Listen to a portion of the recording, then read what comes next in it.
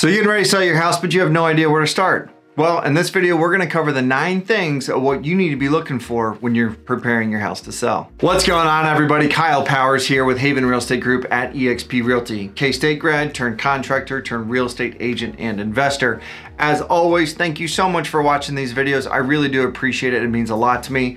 Let's go and jump right in. Every time I sit down at a listing appointment and I talk with my sellers and talk with people and work with them on getting their home ready to sell, we always go through these 9 things that they need to take care of. Maybe it's 6 months before, or maybe it's a day before, whatever that looks like. There's always a little bit of a list that we get them going with. So jumping right into it, number 1 is making sure the house is clean, tidied up, looking good, right? You don't want people walking into a house and it looks like a tornado went through. I don't care if that tornado is 2 years old or if that tornado is 18 years old. You want dirty clothes picked up, you want the house straightened up, you want everything looking pristine. Yes, I know it's a really tough thing with a toddler. I've done it. My son was 2 years old when we sold our last house. So I promise you, I've been there.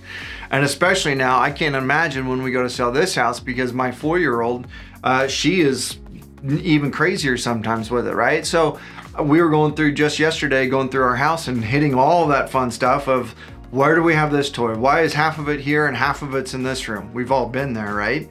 So number 1 is making sure you're clean, tidy, everything looking good, looking sharp. And again, I promise you the kids, they'll comply. They know that they're trying to get a bigger and better house. They know that they're trying to get out of town, whatever that looks like. They really will listen. You just have to help them out and explain it. Again, I've been there. My kids know that. They know what we're looking at there. Number 2, this one leads right into what we were just talking about, declutter. I don't care if it's getting rid of toys. I don't care if it's getting rid of high chairs. I don't care if it's getting rid of furniture, right? Whatever that looks like, declutter a little bit. Make sure that everything's good there.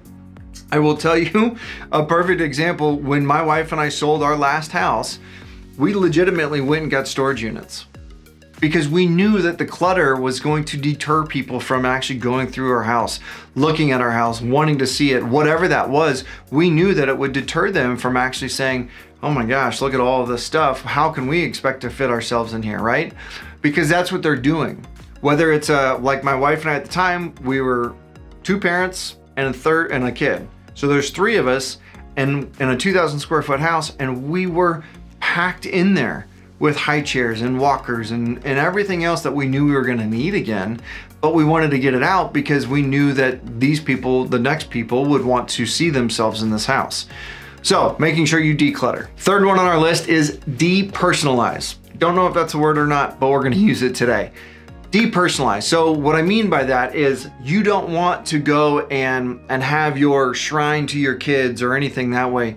Funny story, when my parents went and sold their house, I told them many times, different market, so I wasn't their agent, but I told them, I said, guys, you have to get rid of all of these photos of my sister and I. We had a shrine, I'm gonna call it a shrine, to my sister and I. It was kindergarten, 1st, 2nd, 3rd, all the way to 12th grade, and there's one wall just to us. One wall for me, one wall for my sister. And I was like, Mom, Dad, you have to get rid of this stuff. Like, no one's gonna envision themselves in this house because you have us plastered everywhere, which is great. I don't mind it, especially now it's my kids and my nieces and nephews in their house currently. But the moment that they took those pictures down, I'm not saying this is the only thing that did it, but the moment they took those pictures down, the house was sold within a couple weeks. Buyers want to envision themselves in your house. Okay, so if you're looking to sell your house, it is now a product for sale. So you want to actually let them envision themselves in the house. You want to see them moving their furniture in, putting their pictures on the wall, doing all that stuff. If you have an overbearing amount of personal photos and personal things like that, you're gonna have too much, right? So take that, depersonalize, declutter, clean up, tidy. That's where we're at right now. 4th one on our list is just finish. Finish your projects. I promise you, I'm in that boat. Hell, I'm still in this boat, right? But again, if you haven't met me or haven't watched my videos, I give a lot of examples, so I apologize right up there. But finish your projects. The last 6 months of my wife and I living in our house, our last house, it was just an all-out sprint to finish everything. Paint the trim, refinish the floors, paint the walls, get this done, get that done, get this done. Just finish your projects. It was all stuff that I'd started. Hell, I'm doing it again, right? Like I'm getting further down the line, but I'm still not 100% finished with a lot of my current projects too. So getting those projects, finishing those out, being ready to go, making sure you have this opportunity to just finish everything. So if you're a couple months out, don't start any new ones, because if you're like me, you won't finish them.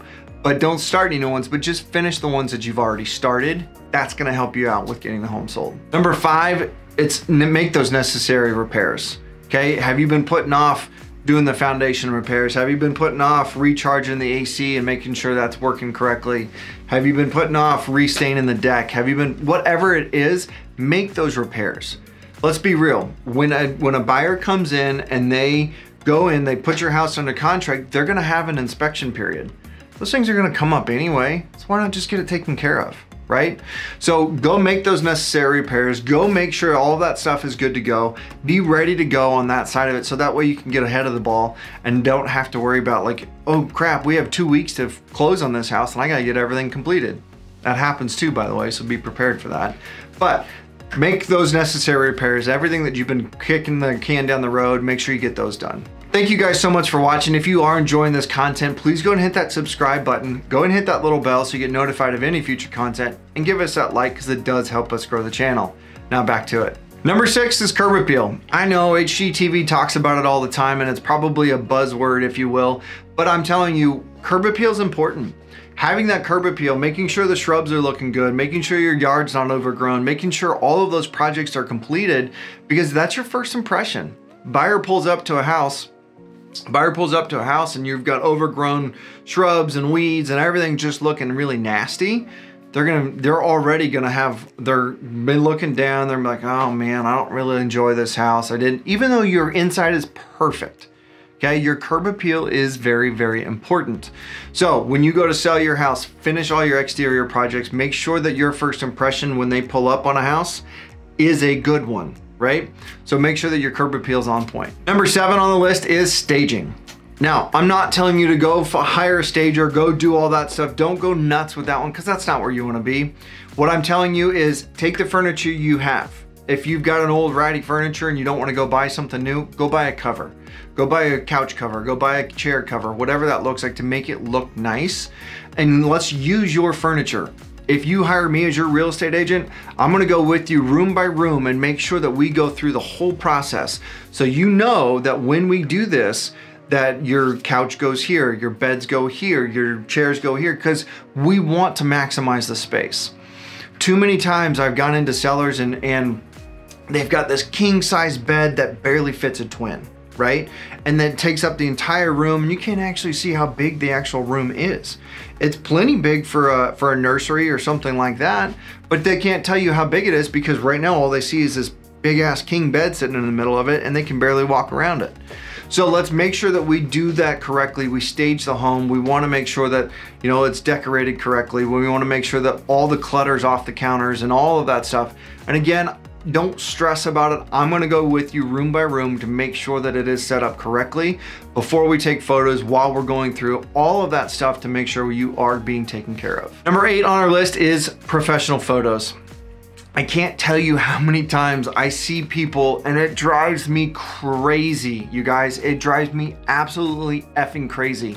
When you hire a real estate agent, you hire real estate agents and they're sitting in their bathroom photos and you can see in the mirror them doing this. And you can see the mirror and you can see the reflection of the camera phone.